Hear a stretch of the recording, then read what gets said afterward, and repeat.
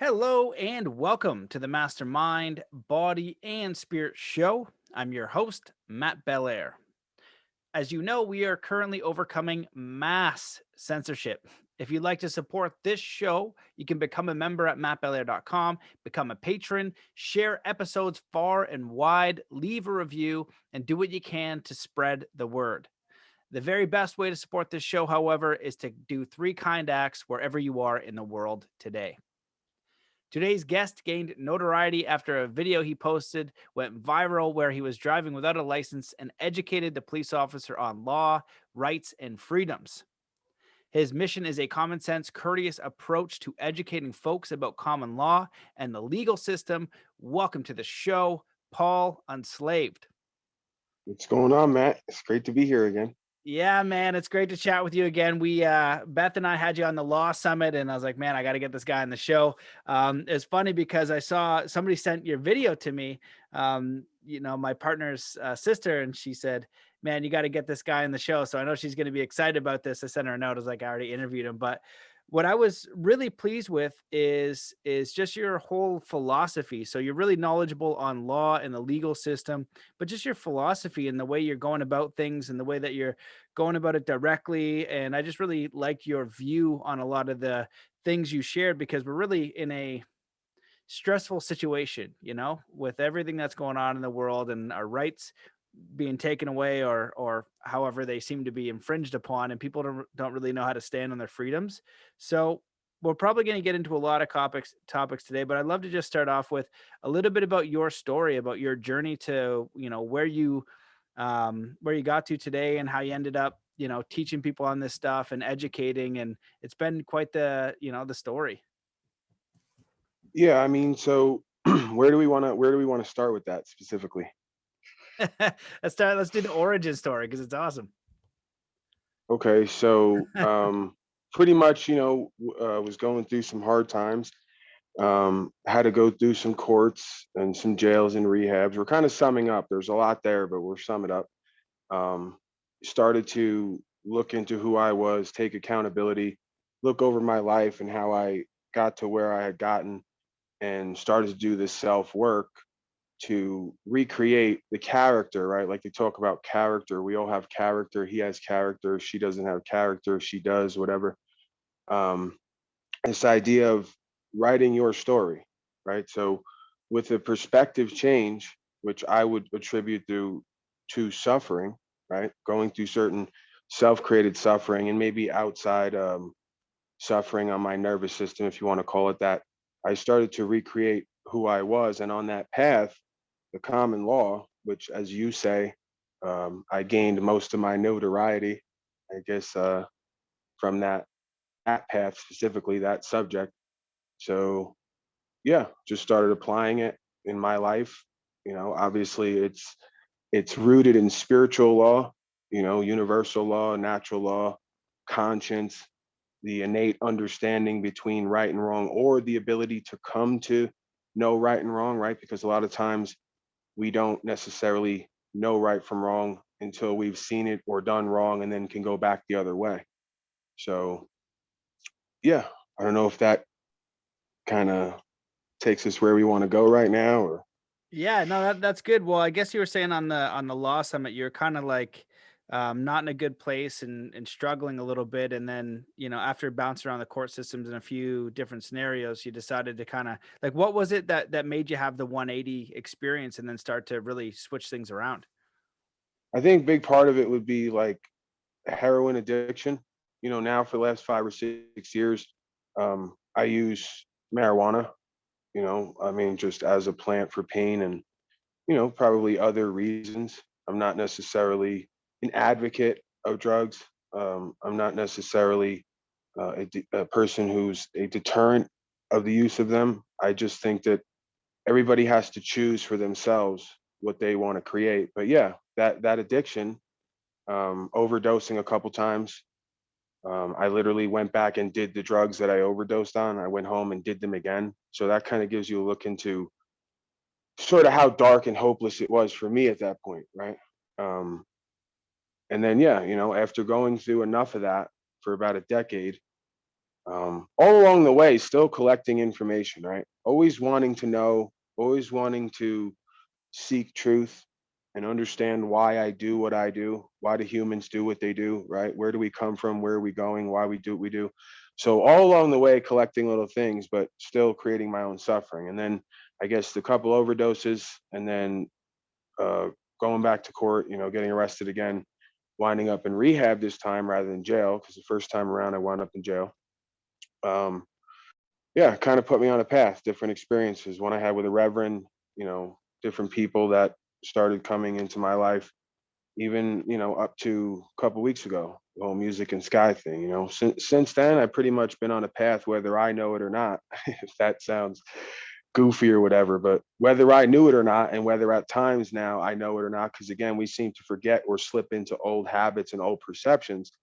There's a journey, there's a destiny, there's a path here if I will walk it, you know.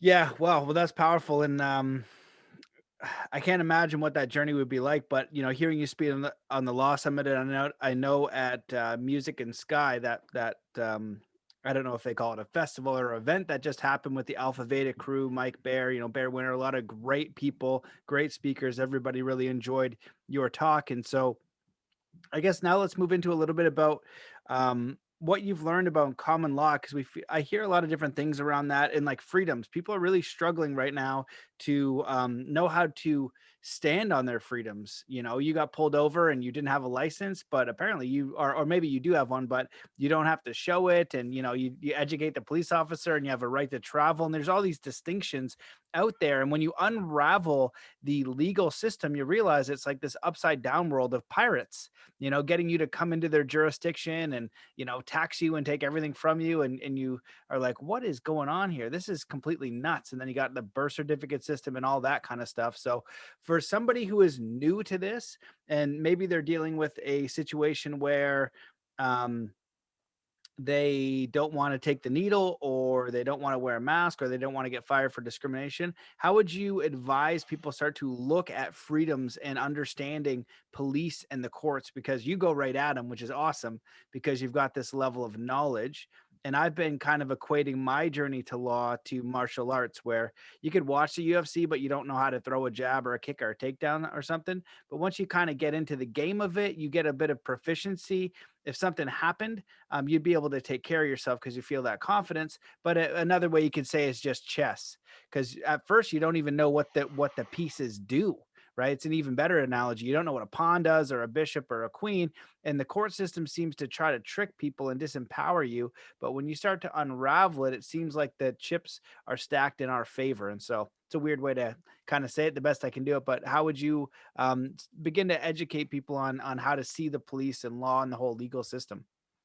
Sure. So obviously, there's a difference between legal and lawful, and the majority of things that are considered to be legal are what we know as statutes, policies, and codes. Right? Statutes, policies, and codes are given the force of law by the consent of the governed. This does not mean 60% of the governed forcing 40% into following codes. This is a misconception. This does not mean that it can be legislated that you have to follow statutes, policies, and codes. That means each individual man or woman in a republic is viewed as a sovereign, quote unquote, right? I don't even really use the word, because I don't even necessarily agree completely with that terminology. But most people who follow this, they will say, well, sovereign citizen, which is an oxymoron, but we can get into that another time. The point is that statutes and policies and codes are only for legal persons, which are those who have consented to be governed, right? If you don't consent to be governed by municipal corporations, you have by default in this country what we know as rights. Rights come directly from the universal creator, whoever, whatever you think that is. I just call it the universe. Um, yeah. So the majority of people are giving up their rights daily with different contractual procedures that they are either aware of, most of them not aware of, right? The W-2, W-9 tax form is an example. You have a right to not pay taxes, right? There is nothing to saying, even the code itself says all taxation is voluntary. But people will be screaming taxation is theft, taxation is theft. No, it's not. It's a contract. You have things on record, on file, saying you are this person, legal person, all capital letters name, And when you go to work, you fill out the form and you sign up as a citizen. You identify. That's what identify means, to trade in who and what you are for something else. If I identify as, let's say, a woman, right? And I'm not being politically incorrect or any of that nonsense. I'm just saying, if I identify as a woman, I've traded in my original state for something else, right? So when you identify, when they ask you for identification, every single time they've asked you for that, you've identified as something other than man or woman. You've lost your rights. You've given up your rights for benefits and privileges. That's why let's say driving is a privilege. Well, driving is a commercial term, so of course it's a privilege, because not everyone has a right to use the public roadways to do business. However, every man and woman has a right to use the public roadways to move their property from point A to point B. So again, we're sort of delineating the idea between not everything that's considered legal or illegal is lawful or unlawful, right? Because again, statutes, policies, and codes have to be pursuant to state, federal constitution, and the federal codes, right? So there's a lot of things that are on the books that are enforced that are considered to be legal that may be in breach of one's natural rights, right? But Yeah. again, you're not in breach of it. They're not in breach of it because I want to give everybody their due, and we're not playing devil's advocate. We're calling it as it is. They're not in breach of it because you've never come on the record as man or woman. You were on record with them as legal person. You have duties, obligations, and responsibilities to the legal society, right? Because you've never declared yourself as anything but. You've continued to apply, which means to beg for services, to register, which means to give away your property, right? They call their vehicles, well, they call their automobiles, excuse me, vehicles, conveyances, transportation. These are all commercial terms. I could go on forever about this, Matt, and I don't know if I'm kind of jumping around, but what you're seeing here is the subterfuge or the obfuscation of the difference between benefits and privileges and natural born rights, which are protected, right? We're not parties to the Constitution. We didn't sign it, but they are because public servants swear an oath to uphold it, right? So our founders put that in place and said all public servants will swear on this Constitution. So even those who aren't a party to it, you are now because you swore to it. So your public service capacity is limited to that of less than man or woman, right? You are in a service capacity to man or woman. You're not in a dictatorial capacity toward man or woman. Man or woman dictates towards public servants, not the other way around, right? Unless they're in contract with a municipal corporation, which the majority of citizens, even the word citizen means employee of an agency to a degree, that's how it's done, right? The majority of people are unknowingly in bondage through contract that they have entered into with their applications, registrations, and different forms. Yeah, well, all of that is important. I'm gonna try to make it easy and digestible for the newbies. But can you talk about legal versus lawful? Is there a specific definition between two? Like, what's the easiest way to explain that to people? So again, we could probably go to the book definition for more clarity, but the way that I would summarize it is lawful comes down through almost common sense, universal law, natural law, right? So anything that causes loss, injury, or harm, or is a breach of contract is considered to be something unlawful. Now, illegal, right, is something that certain men or women have deemed in a society to be appropriate or not appropriate. So that could change week to week. Unlawful is pretty much from all I can discern is eternal truth, right? It's unlawful to steal, it's unlawful to rape, it's unlawful to murder. It's unlawful to make contract with somebody and not perform your duties, right? So now you have to compensate them in some way. Anything that causes somebody loss, injury, or harm, or is outside of a knowing contract is unlawful, right? And now illegal could be, but again, legal and illegal is contract law. So we have to now go back because legal and illegal is almost exclusively in the realm of contract law, what they call maritime law, the legal system, which is all contractual to a degree, right? So every time you appear as legal person, you're saying, I'm not man anymore. I'm part of your society. I have duties, obligations, and responsibilities. And then they hand you paperwork and you sign it, or they pull up the other stuff you signed in the past, right? So you're on contract with them to follow all their legalities, right? But you're on contract with the universe. If you step out of that reality, you're on contract with the universe to only follow lawful contract, right? Which just means that I'm being metaphysical. I'm talking metaphysically.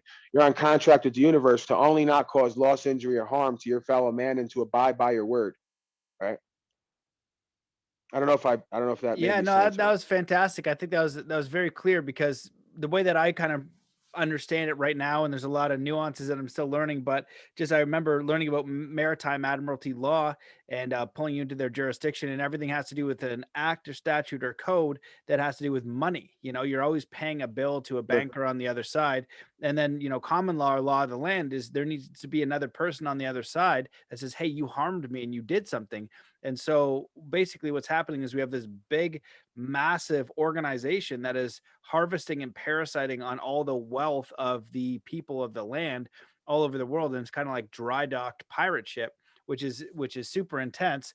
But the nice thing about that is if you understand how that system works or how that chess game works, you can stand there and not be in their jurisdiction and be able to I don't know what's the best, it's not invoke, but retain the rights that you have under the creator and Sure. not contract with them. Yeah, that's what it is. They're not pulling us into their jurisdiction. We're relinquishing our standing in jurisdiction unknowingly, right? My people perish for lack of knowledge. But Bob Marley even has a line in the song War, I believe it is, where he talks about collective security for surety, right? If you go and look at what the bond are when they put you in jail and they release you, they have you sign a personal recognizance bond. It's a surety bond. So it says, and then has your name and then your name again on the other line as a surety for the legal person, right? So they're asking the man to sign or be bonded with the two-dimensional fiction, which is their governmental name they've issued you. Even in the driving video, quote unquote, moving property video where the cop is on the side of the road, he spills the whole beans. He spills the whole pot of beans. He says, um, what's the name? What if I was to ask you to give me your name that's not your name, that the government gave you, that isn't you? He started talking in circles and revealing that there's two of me, right? And for the longest time, we've explained to people that this is what's going on. You're a sovereign citizen idiot. You're making things up. No, they're using capitis diminutio maxima, all capital letter name to diminish your capacity as man. If you go look up the Old English outline, Blackstone's commentary, I believe, as well, about names, all small letter names is keeping all of your status, right? Is retaining your status. So George would be small g, and then all the rest would be all small letters. When they capitalize the first letter or capitalize all the letters, it's a diminishing of capacity.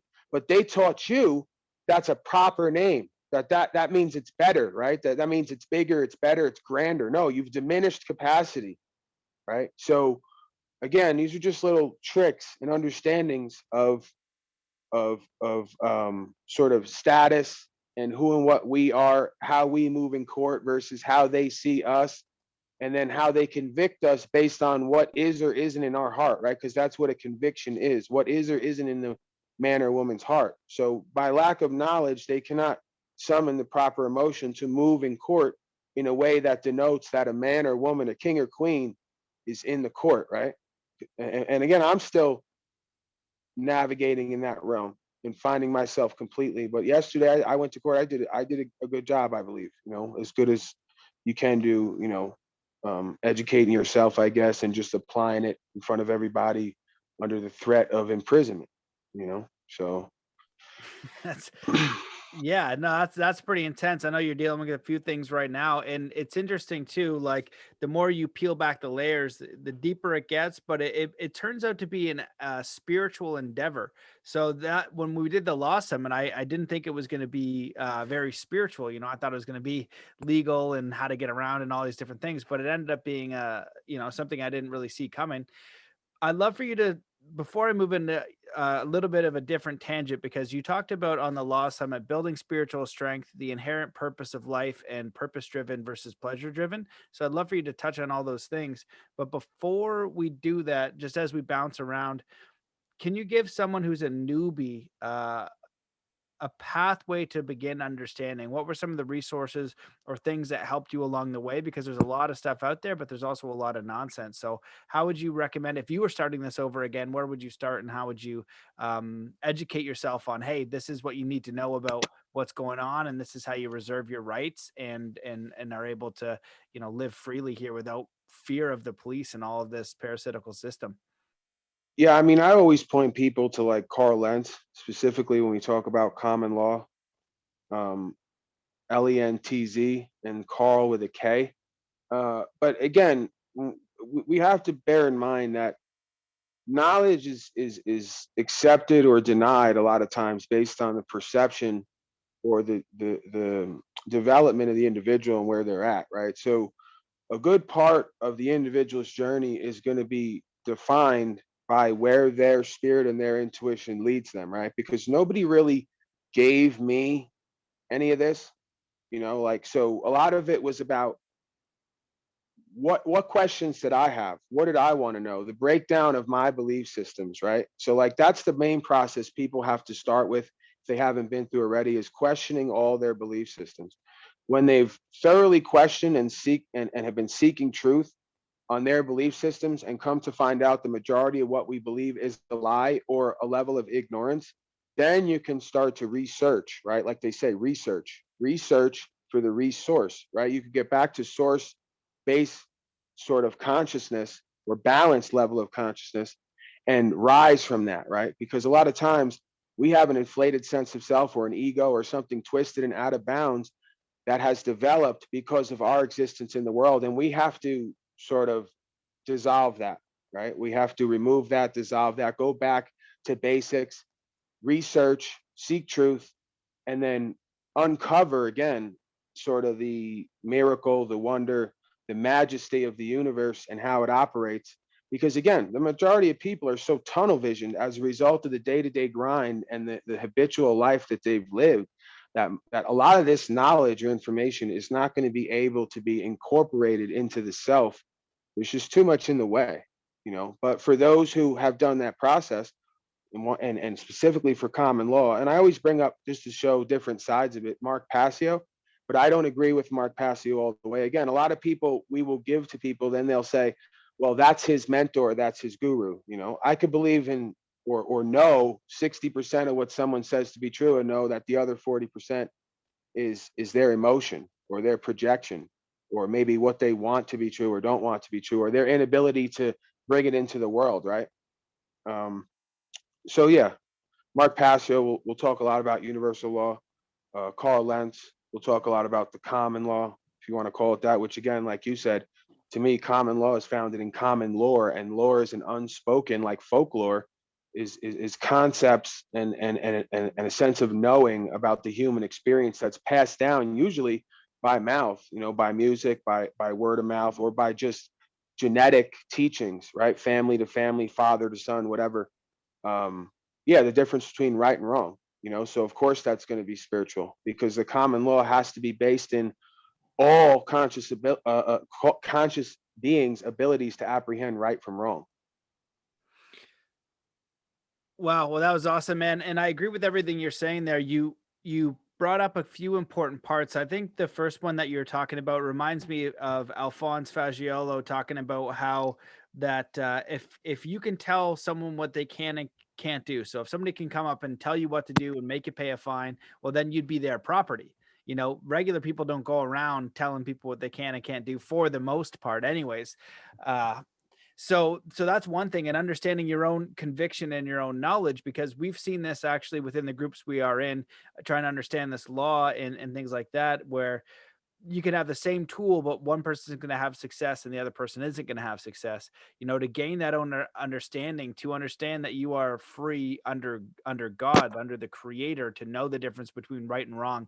And we're also finding at the same time that the people who kind of know that in their hearts, they question, the person in front of them, right? And then they question the next one. They don't just obey. We're so conditioned to just obey, and most people just want to go along to get along. They don't want to rustle the feathers. So there is a part of research, but there's also a part of spiritual strength and spiritual understanding. So I'm wondering if you could speak about that a little bit. You talked about it a little bit on the common law, but you talked about building spiritual strength. And I don't know if people heard this. I'll just kind of say it quick, but you talked about ignorance, just kind of ignoring a big part of things. So I think that was a clever word use as well. Yeah, the ignorance to truth because it's quote unquote easier or more convenient or more validating by peers and career choices to go along to get along rather than to confront a wrong. But I wanted to sort of go back. You had said something there. Now I lost it, but you had said something there that sparked something in me. and then I lost my train of thought there. Oh shoot. Well, yeah, I was taking notes. I think I was talking about the Alphonse being the property, but then oh no, the building spiritual strength and like having to know in yourself, like using the same tool, but also treating them like the mafia, right? You talked about that as well on the common law, where it's like, oh well, where's your boss? Where's your boss? Like, I'm not gonna just obey you because you're wearing a uniform and you're telling me to obey. Yeah, we're always kind of struggling even within ourselves to have to stay on target with what's actually going on in the situation and the right from wrong in the situation.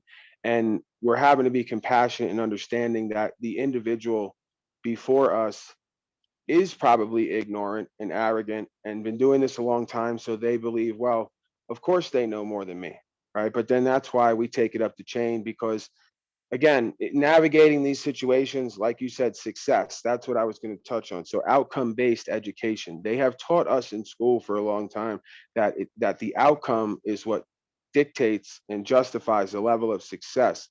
And a lot of times that's not true, right? The power and the success is found in maybe knowing you're going to lose, knowing you might go to jail, knowing you might be harmed, and still standing on what's true and what's right. That's the definition of bravery. That is a quality of greatness. It's not about ego. Everyone has fear. Everyone knows right from wrong. You have a choice to move past that fear and do right rather than comply with what you know is wrong. That is a free choice and a test for each soul individual, right? So that's how you build character and strength. It's not about knowing you're going to go into a fight when you know you're going to win, knowing you're going to stand and fight when you're probably going to lose. That is the test of an individual. And that's what they teach you, right? And again, not that I glorify that lifestyle. I've just come to understand certain psychological principles that have come off like sickness to me, but I understand where it comes from in the animal body. When you go into prison, sometimes the group will get around you and say, if you want to be part of this group and ride with us, we have to all beat up on you, right? And then the person will say, wow, that's crazy, why would you ever want to? They're trying to test to see, will you stand and fight when all the odds are against you? They want to know what you're made of at your core. They don't want to hear what you've been through, where you're from, what you're talking about, whatever. They want to know, when you're going to lose, are you going to run or are you going to stand on your principles? Are you going to be able to summon, like they say, your summons to appear in court? Are you going to be able to summon and make that godlike spirit appear and hold your ground and weather the storm? So a lot of that's what this is about. Now, again, I'm not into the whole violence or force thing necessarily, but if we understand that this is a spiritual battle, and we really don't have an enemy because the test is within self, right? All evil, everything we perceive as evil is there to test self on who and what are we riding with? Are we righteous? Are we going to stand on a universal law? Or are we going to go with the lower elements? What's easier? What's more convenient? What's more pleasurable, right? And we're always sort of fighting that battle within self, purpose over pleasure, like you brought up. And Wes Watson, I'll shout him out because if we're talking about that whole level of reality, he talks a lot about that. Building inner strength and character by your choices. And I'm no means a perfect example of this, but in certain areas, in certain principles, I've seen the value in doing that work, and then it just extends out to every part of your life. Yeah, I think that you touched on a great idea there, what bravery truly is and how people really are conditioned to always do what's easy, and from an athletic background, teaching extreme sports, we're always having to push ourselves to get better. You're kind of pushing the boundary of fear. And in the real world, there's many circumstances where people know what the right versus wrong is. And I feel like, especially when it comes to our quote unquote life purpose or vocation or what we do, we kind of know who we are, by those little impulses and things like that. But so often we just squish them down because it's not guaranteed, or it doesn't get the paycheck we want, or, whatever the case is. And so, it's kind of going to battle with yourself each and every day to not lose your own integrity. And I feel like that's one of the most important things an individual can do. It's like, who are you really? What do you enjoy? What do you want to master? What are you curious about? How do you want to live your life? And to have that integrity. But what happens for most people is they either do the easier path, or they just break that agreement within themselves, And by doing that, they're able to kind of get sucked into the system. They're more reliant on the system because they're giving that piece of themselves over to the system. And so that's why you see in cities all around the world, in the States and in Canada, they're more dependent. And you go to the rural areas, they know how to, you know, grow food and do all these different things. And they're like, we don't want the same things you do. You're welcome to have the city and stay over there, but we'd like something else. And it usually is a more spiritual connection because they have more space and more nature and more, connection with their food and just the simple parts of life that we often miss and we often forget about and we don't value. So, you touched on, Self-reliance. yeah, self-reliance. Exactly. That's one of the biggest things, right? Knowledge of self is knowledge of the universe, and you can't really know yourself until you have to rely on yourself, right? So again, that's a big part of why, oh, it's jail, and the idea of going to jail for this is crazy and scary. Yeah, well, you're going to get introduced to the best version or the worst version of yourself while you're there, but you're going to have to rely more on yourself while you're there, right? There's not going to be as many outside things to rely on while you're in those spaces. So those spaces have a great ability to teach you more about who you are because you have to rely on you while you're there. So you get introduced to the parts of you that are strong and you get introduced to the parts of you that are weak. And then it just becomes working on those weaknesses, you know? Yeah, yeah, yeah, absolutely. And you talked about a little bit about this driven versus pleasure driven and how we operate, but also the inherent purpose of life. It was a note that I put in the Choose Freedom Law Summit. I don't know if it rings a bell, but do you remember what you're talking about there? I just remember thinking that was brilliant. Give me that phrase again.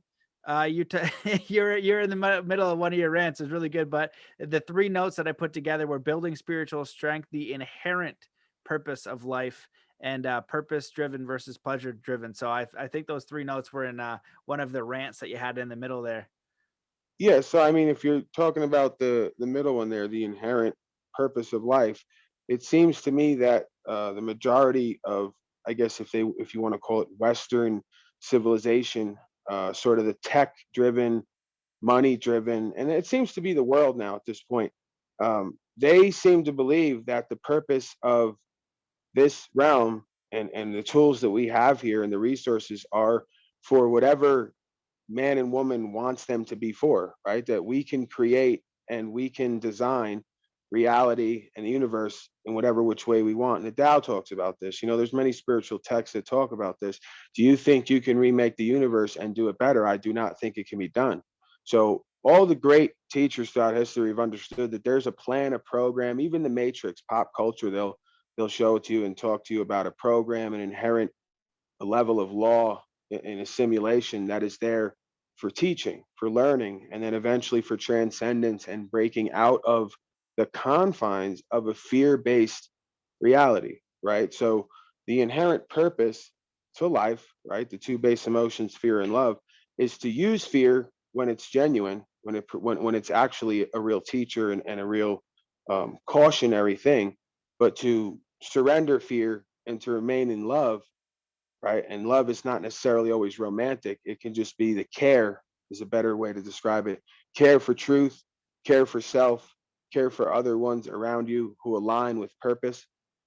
Again, the inherent purpose in life, if it's not rights and freedom, well, then I don't know what it is because the whole story of humanity through every civilization is the simulation of one group of oppressors and another group of oppressed, usually the minority oppressing a majority, right? And so these themes remain the same all throughout civilization and history and life because I believe it's part of the one truth, the one understanding that we have to come to and continue to stand on while we are incarnated here.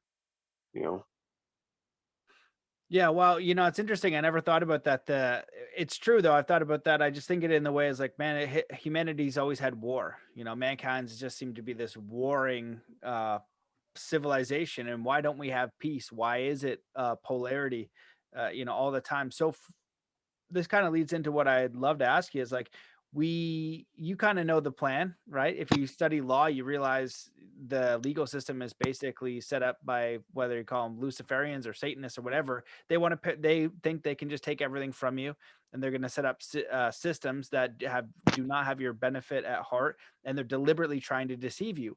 A good and compassionate person does not think like that. And that's why so often so many people are so easily deceived. Then you add in, the education system and the food and the media, and they basically throw the entire truckload at you to shape this reality, just like in the Truman Show. And so now it seems like we're at this precipice. And so I'd love to hear your thoughts on how the world you see being set up and how you see it transitioning during these times that when we're at this apex. So I like to go back to the scripture that talks about the Christed being that people refer to as Jesus. I'm not going to get into the names and all this, just the idea of the principle.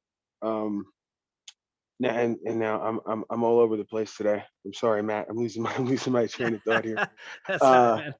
um, so the idea of shaitan, right? Shaitan, Satan, the evil force that inhabits the individual, the ego, right? It's all kind of the same thing. It is a teacher, right? It is conscripted by the Most High, the creator of the universe, to test each man and woman from the inside out, whether they want to do right or to continue to do wrong for the lust for power, right? For earthly, worldly 5 cents power. So it's a deception. It's a deception test, right? So I don't see the enemy as the enemy. I see a functionary of a system of cause and effect, right? You tell me about good people. Was Christ, quote unquote, Christ or any Christed being, are they the most kind and polite individual all the time with everybody?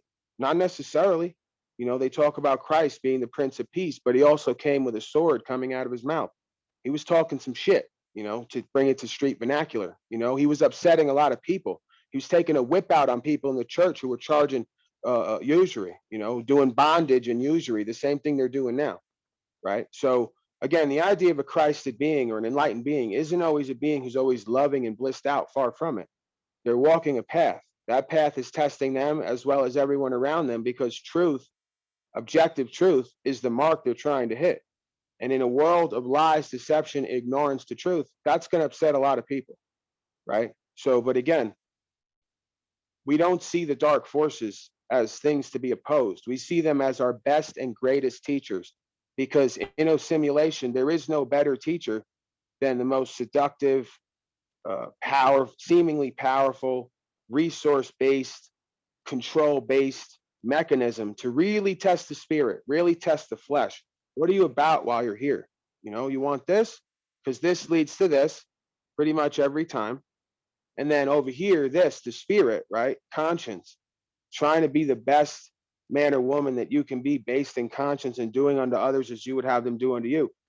That's the one test right there, the one truth, right? And that's what Christ talks about. That's what every enlightened being and master and great teacher of self to other selves and knowledge of self.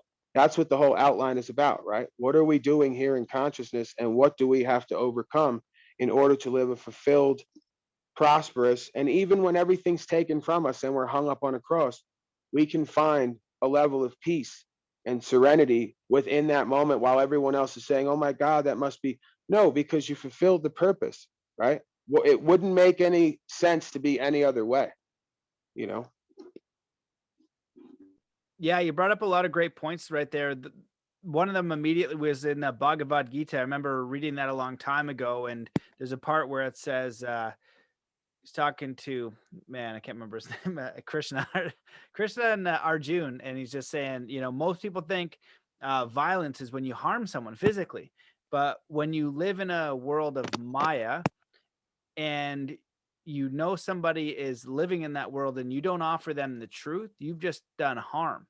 And I don't know if you can think of any Bible examples, but I on an email list, I got this example, and it was something similar. I think it was like he knew the village was going to be destroyed and had to go say something to people, but he's like basically saying everybody's brainwashed down there. Like, they're not going to listen to me. They're not going to listen to you. And they're not going to listen to me. Like, why would I say something? He's like, well, your test is to give them that opportunity to say, hey, this is going to lead you down to destruction. Right. And if you don't say anything, you're kind of forsaking yourself, right? Because you're not being in your own conscience. You're not warning them. You're not saying that. And it's always been an interesting one for me because it's a very lonely place to be. I always thought a little bit different than my friends and lived a little bit of a different life. And recently, went golfing with some friends I hadn't seen in a while, and it felt really disconnected. You know, it was like different than before. Close friends but it was just two different worlds, and it's almost impossible to plant a seed in the way that the one person was viewing the world and the way that she was going about it, like a very good person, but just like my life was totally different. Our goals were a little bit totally different, but still good and still compassionate. And so it's an interesting thing that we're experiencing now. And I feel like that's why evil en masse, maybe this is a whole simulation just for one person, right? You know, who knows? But it seems like everybody is kind of like following this line when we know what's going on, right? We just need a few people to stand up to this tyranny, so we can make a change, so we can live in peace. We can live in cooperation. We can live in harmony. But it seems like And so then start many. the cycle all over again. Yeah, yeah, exactly, right? Yeah, like, Animal Farm or something, you know? Right, well, let's escape the one and go to Animal Farm, but it's an individual test, and I would love it if we can have enough people to just stand in that integrity, you know, when we see the wrong, to say something, to stand up for what's right. And that's why it's challenging. And it must be challenging. Anyone that I know that is living a good life, that's contributing to humanity, has had to go through some sort of challenges, but they're not going to change who they are for a paycheck. That's kind of what it is, right? You're moving along your line. And I kind of, you know, that we're talking about work, and I was like, well, you receive what you're going to receive for doing the work. You know what I mean? It's about the work and remaining unconscious, and staying aligned to that thread of who you are and what the right thing is to do. And you can only know that day by day and moment by moment, you know, as you move through. But if you start to waive that integrity to start to go acquire things, then you might be led astray, and you might not be able to come back to that center like at some point. Hopefully you just veer off and come right back. But that's really the challenge I think we're dealing with. And there's no free passes here. Yeah, I mean, with the same level of attention and desire and will and intensity that people go out to acquire things, as you say, and this is sort of a cliche at this point, you know, the things that you acquire will wind up owning you, right? The things you own will wind up owning you, because you have to put so much time, attention, energy, and effort into getting those things, upkeeping those things, and making sure someone else doesn't take those things, that you miss out on the whole process of life in between. The process of life is who and what are you when you have nothing, right? So, like, this is the paradox of the world that's been overlaid onto the universal journey and destiny, right? Is like the complete distraction and inversion and opposite test and task. How can I acquire the most things, the most peer validation, and the most success based on what other people think success is? That's completely the opposite program of what the universe had you here to learn, right? And we wonder why every institution shows signs of demoralization, no integrity, as you said before, you know, dishonorable practices. Again, the measure of a man or woman is who they are when their back is against the wall or when you give them power. So we gave power to all these institutions and all these belief systems, and now they're completely corrupt, completely devoid of any kind of moral compunction or the will or need to do what's true and what's right. It's all about, hey, and like my father told me growing up, these people don't care, Paul. And it's like he thinks I don't understand. He thinks I don't get it. I know they don't care. That's why we're all going to suffer and die together, because you can't live in a society and uphold any kind of function if no one cares about the work they're doing. You have to have a level of care, and not, I'm not going to use the word pride, but you have to have a level of care and want to do what's true and right in everything that you do. That's what's known as the truth in life, following the way, right? Truth, life, and way. If the way you do things will define your level of success in them, not what you got or didn't get, right? And this is the difference between being truly competent, competent, and just competing with others around you, right? Most people are competing, but they're not competent. They're not competent, right? They're incompetent, because you can't truly compete if you don't know who and what you are. All you're doing is looking at everyone else and trying to get more than the next. Yeah, agreed. And I feel like one of the main principles I speak about often is when whether you want to call it awake or conscious, however you want to phrase that, you go from what can I get to what can I give, You know, how can I provide value for other people? How can I make someone else's life better, and know who you truly are? And when you put those two things together, you're going to be more fulfilled because you're going to be doing the things that you enjoy. And then it's going to help your community. I've never met a person who, you know, had a vision for their life and who they wanted to be and what was most important to them in the most meaningful way ever be harmful to someone else. It's the opposite. It's when we're struggling around to get all this money for different things. We want more and more money so we can go buy different things, which is fine, I guess, if you have like a family and things like that, and you want to provide for them. But it could be this slippery slope. And it's a very challenging thing to do consciously and morally for your vocation and your work to stay that path, because you know, it's tempting to do the things that get you the money, but oftentimes they provide zero value to people, and many times even harm. You're working for some sort of system that is actually causing harm and parasiting from people, you know, whether it's being in the industry or something like that. So having a right vocation and a right livelihood, like they talk about for the eightfold path, I think is so important. So I'd love to ask you, you know, what have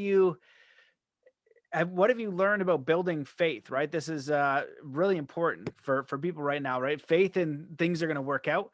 I'm kind of reminded of what you talked about with Jesus being on the cross. It's like, you know, death is going to find us all. And if you remained honorable the whole time and death finds you and you get put up on a cross, that honorable person is going to be okay, because they know that they didn't compromise their soul on this journey, that the thing wasn't up to them, that they were, you know, doing to the best of their ability what they were sent here to truly do. And their time, whatever that clock is limited. So they know their soul, you know, may their soul rest in peace.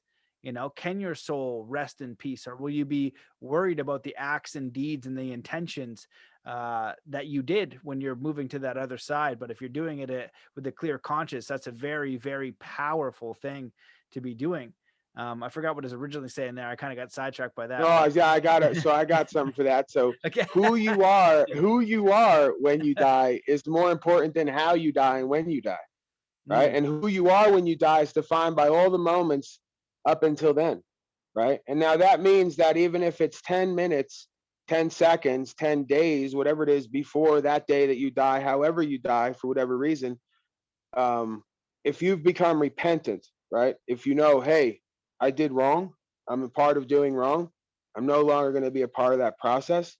And I know that I'm forgiven for what I've done because what I've done was in ignorance and out of ego and my will, not the will, right? So I don't ever really inject the idea of Jesus being my savior or anything else being my savior other than the idea of mind science, which I believe Christed beings were here to teach us, right? Like the Christed one in the Bible says, we are all sons and daughters of the Most High, greater things than I, you shall do.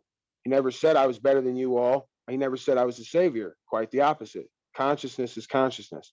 So who we are when we die and is more important than how we die or when, right? Because we don't have control over how we die or when necessarily. It could be any time now, walking across the street, somebody does something, we get hit. But who we were up until that moment will define us, right? And what they call legacy, right? Or just the character of the being you were consciously, day to day, moment to moment, co creating with the universe. That's what communion means. Community means a group of individuals coming together to shoot for the same thing, right? Communing with the most high consciousness in universal law, right from wrong, you know, so that we have to rebuild back and restore all of that because obviously that has been completely disintegrated and degraded as a premise of how to live our day-to-day lives is the idea of community and communion with the most high conscience and true family, right? That's what true family is. It has nothing to do with genetics or the blood or the household. It has to do with where you're aligned in principles and values based on your perception and the work that you're willing to do from the inside out. absolutely. I love all that. And so I'd love to ask you, like, how do you yeah, build faith or have faith? Because I know you're facing something right now. And even like, you know, going through the law thing, I was like, oh man, you know, not wearing a mask in a store, you know, I'm like nervous about that. And I was like, what is it? This guy who's paid $15 an hour can ask me to put one on when, you know, I don't want to. You know, it's just these simple tests. So if you have a bigger test, you know, I can see how challenging that would be. People have to have faith in different reasons, faith that things going to work out, faith that they're going to be taken care of if they do the right thing. And I think when it comes to money and career, people think that it's not going to work out. But I've talked to so many people where it ends up working out better, and no amount of money is safe. I've known multimillionaires who stopped doing the multimillionaire corporate thing, right? And then it was still a leap of faith, whatever they had to do to go over to like, this is the right thing to do, but they ended up having to risk it all to do that. There was no like middle ground, it was they had to pass their own tests in their own way. So I'd love to hear your thoughts on building faith, and then also in the same vein, like that responsibility and accountability as a parent. I don't know if you're a parent or not, but So being a dad and having to provide, and then knowing you need those coupons, and what you do in that scenario, how to walk the path in that scenario. yeah, so building faith, I mean, faith in a way, again, if it's not blind faith, it doesn't have to be faith on something I don't believe unless I'll be shown differently. I might be, faith is kind of like the raft that we cling to on the ocean in the storm. Like if I don't know anything else, I know that I'm responsible for my own choices and my own morality. So I always have to do what my perception leads me to believe is true and what's right. If I cling to that, it doesn't matter what happens to me outside of me, because I only had two choices: to do what I knew was true and was right, or to forsake that, to sell my soul and be someone else's version of me. That's not my best self. So I have to cling to that level of faith that, hey, I will be where I need to be and everything will work out if I do what I know is true and right. That's it. Right. I mean, like, it's such a simple equation. Or you have the choice to sell out, be something else other than what you know is true and what's right, follow someone else's vision. And even if it works out for you, in quotes, in the air quotes, if it works out for you, see how you feel about it. See if you're not regretting and guilty and all these other emotions that serve a purpose to point you in the right direction. You're regretful and guilty and don't have peace in your life because the sacrifice and suffering was the path, right? Sacrifice and suffering for what's true and what's right was the path, and you took the nihilist way out, the path of least resistance, the convenient path, the path that was going to guarantee you an outcome rather than the unknown. See? So that's the difference between a true faith, right? True faith is going into the unknown, sticking to what you know is true and what's right, while there's a known, comfortable, convenient answer over here that is probably a lie or deception, and you already know it to be so. But it's safer, it's convenient. That's a non-faith, an unbeliever, right? Or actually, I call an unknower, because belief is one thing, to know is another. I know right from wrong or true enough, and I'm going to stand on it. Anything else would be compromising my integrity, my what God gave me, my intuition, my foresight, my spiritual vision.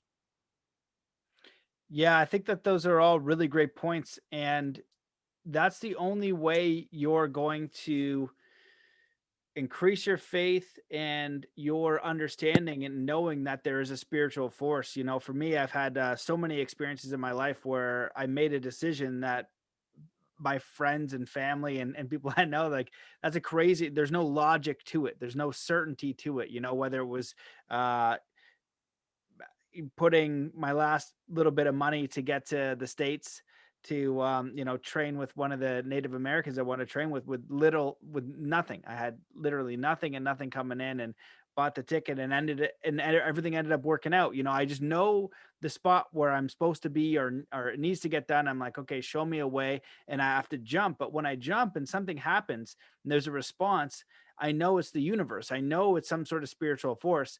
And you could miss, but even from that missing, and like you said, the pain or the challenge or the adversity you face will craft who you are, because it's not going to be a permanent thing. You won't be able to say, oh well, this bad thing happened, but then all of a sudden this, right? It will be the experience of who you are, and in your mind and in your heart and in your soul and intuition, you knew that you were honoring what you were supposed to do. You did the best you could at the time, and you honored who you were. And then those results over time will build your character, your understanding of the world and spirit, and ultimately yourself. And that's an amazing path to walk. It's courageous, very challenging for people to do, though. Sure. I mean, but again, what else is there here to do? Do you want to just exist, or do you want to take part in life and living? And the idea of, again, how many people in the world day to day, regardless of what they have or don't have, like who they are, what they're doing, what they represent, what they stand for? They can't really sit in the mirror and say that they like what they stand for, because again, the majority of society is dictated by the corporate world, and the corporate world is one of showing you one thing but actually being something else, right? So almost everybody who works at a conventional job and isn't their own creator of wealth, if you want to call it that, is dictated to how to be. This is how you have to dress, look, act. This is what you have to say. Don't say any of this. Don't bring your whatever into this. See, you're being coached day to day and training yourself to move away from authenticity rather than to move deeper into authenticity, right? So boundaries and challenges are never there. And then oftentimes people are left in retirement not knowing who and what they are and being unfulfilled, but having money and things because they never walked the path of life. They were existing and trying to acquire the world's definition of success rather than walking the universe's path for true inward and then outward success. True happiness and success starts within and is brought out into the world.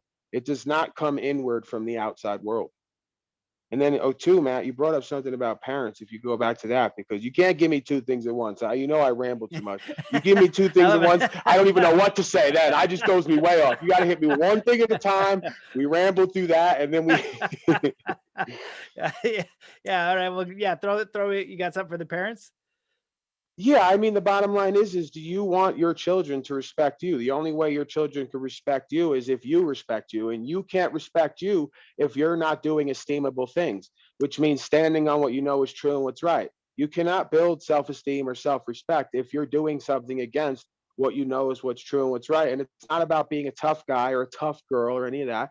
It's about I'm not willing to compromise. I'm not willing to waver. I want myself and my children to like who I am and to know I'm an individual of principles, that something matters in this world, right? All your other shit, all your other fake symbols of success and character and, like you said, integrity, take it all away from me. I still have the ability to say that at this time, on this date, with my children present, the whole universe witnessed that I stood on what was true and was right, knowing that no outcome was guaranteed. That's where you're respected. That's where the level up happens, right? And everybody's presented with those opportunities all throughout the day in little forms with their partners, people out in the street, different business deals. You're presented with those opportunities of true authenticity at all times, or sacrificing that to go along to get along. And then again, the question is, how much do you want to like yourself and the life path that you're on? How much do you want to be a co-creator in your destiny? And how much do you want someone else to create your destiny for you? And how you're going to feel about yourself? That's incredible, man. I absolutely love that, brother. It's always a treat to chat with you. This has been amazing. You know, I know you're a busy man. Is there anything that you wish that we had chatted about, or you wanted me to ask you, or you feel like it's important for the listeners to hear? I mean, I think, it's always pretty organic with us. We kind of take it through and, feels good. So, yeah, I mean, it's sort of the same, I don't have a scripted rap, but it's sort of the same themes that come up over and over again. And we always have to settle on do the work in your own life, start to take account, right? Accountability, responsibility. Start to take account of your responses in life. How did you respond to the guy at the drive-through? How did you respond? What's getting to you? What's frustrating you? Where are your fears rooted in? Your insecurities, how are you responding to them, right? So we have to take account of our responses and become accountable and response able to generate a self in the world that we can be proud of. If you want to use that word, I don't like the word. I guess maybe they got to me in religious class about the word pride, but we have to be confident, right? By confiding in ourselves and others in truth. We have to be confident in the men or women that we are, not arrogant, not cocky, just confident, by confiding in the universe with ourselves and with others and talking about what's true and what's right and standing on it, and holding to it. So that's really it. Do the work in your own life and you'll see the results. If you don't, you'll see the results. Yeah, man. Well, brother, it's always a treat chatting with you, man. You're doing amazing work. You have a channel where you can see some of your videos. You're still working on some stuff. So if people are curious about following along and with your work and what you're putting out, where should they go? So yeah, it's Paul Unslaved on YouTube. Um, Also the same name, Paul Enslaved on Facebook now. I finally changed it. I got a Telegram, same name. I might even have an Instagram now because I just started that, and I don't do nothing with it. But they told me I should start one. I have people now, and they told me that I should start one, so I started it. We'll see how that goes. But yeah, most of my stuff's up on YouTube. There's other sites, the underground sites have a lot of my stuff up.